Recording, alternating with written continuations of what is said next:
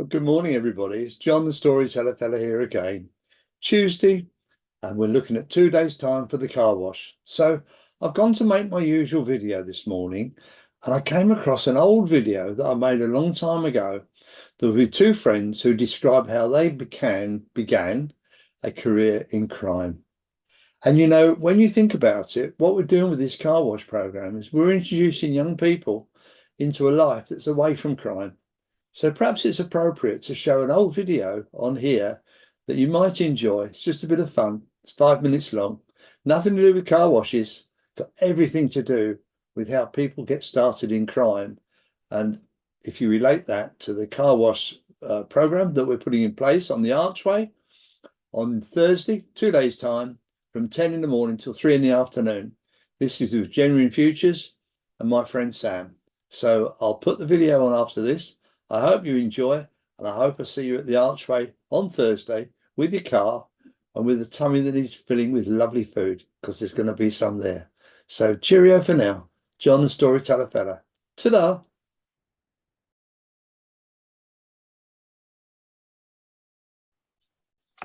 Well, good morning, gentlemen. What a place to meet you both. Graham, good morning to you. Ed, good morning to you, sir. Now, this little video is to introduce our public into you two villains. So we're going to make a series of these, this being the first one. And where we'll start, I think, and we'll start with you, Graham, is just give us a little bit of background. And the question I want to know, and I think all the viewers will want to know, is how did you get into crime? How old were you? Give it a go, would you? Give us an impression.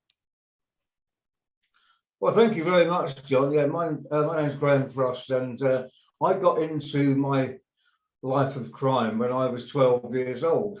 I started at comprehensive school, and me and a young lad who was a friend of mine at the school decided that we were going to have do a little bit of rebelling, and we actually started off by breaking into Marconi's social club, which was almost next door to our school, and stealing bottles of cream soda.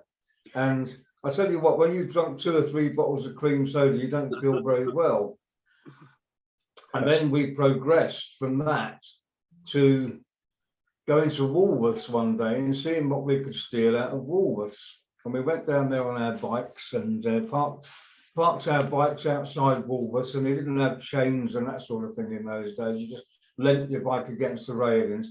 Went into Woolworths, and we actually, I can't remember what we stole, probably sweets and other bits and pieces, but as we were walking out of Woolworths, and I must admit I wasn't feeling particularly good about what I'd just done, there was a hand on my shoulder like that, and it was the store detective.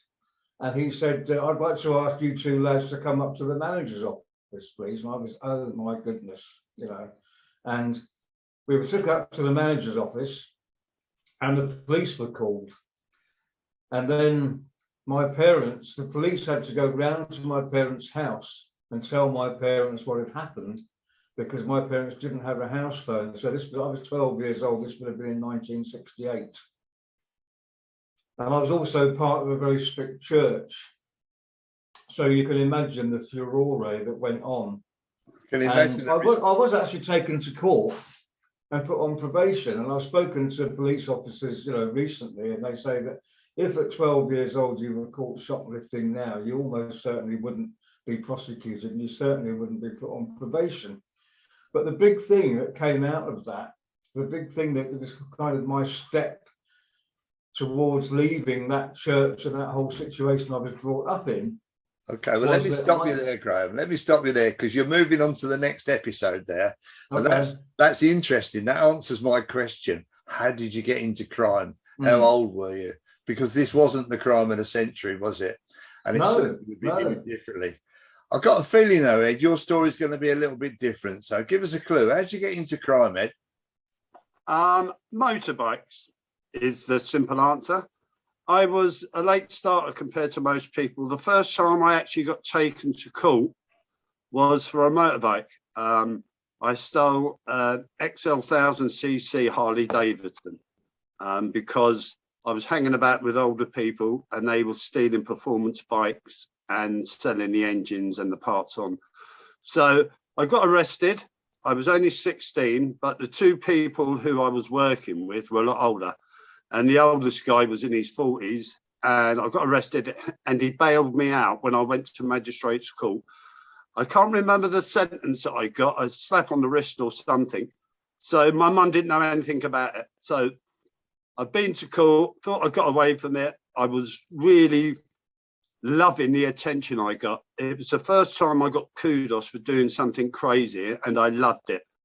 But my mum brought me back down to earth a week later. I went back home, I'd been out, and my sister Anne said to me, "Oh, Mum's really mad at you." So I went into the kitchen and there was the local paper on the kitchen table and it had my name saying that I'd been arrested for stealing the motorbike, and she grounded me. So I went from feeling like a criminal to being grounded by my mum.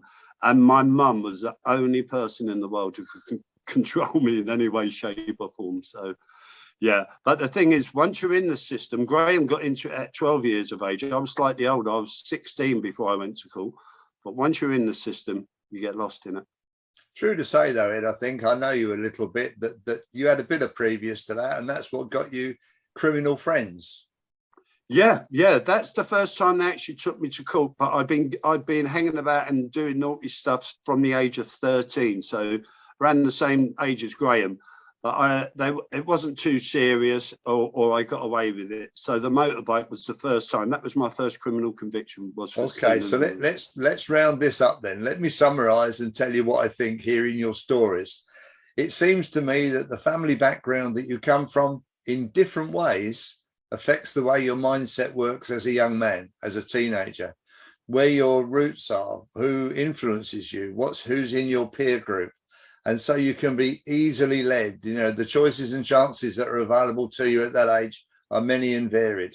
And it's very important that you take the right one. So thank you so much, gentlemen. We'll wind it up there, but we'll certainly do another one next week, and we'll pursue the careers of these two arch criminals, shall we say. So everybody who's watched this, thank you so much. So it's goodbye from John.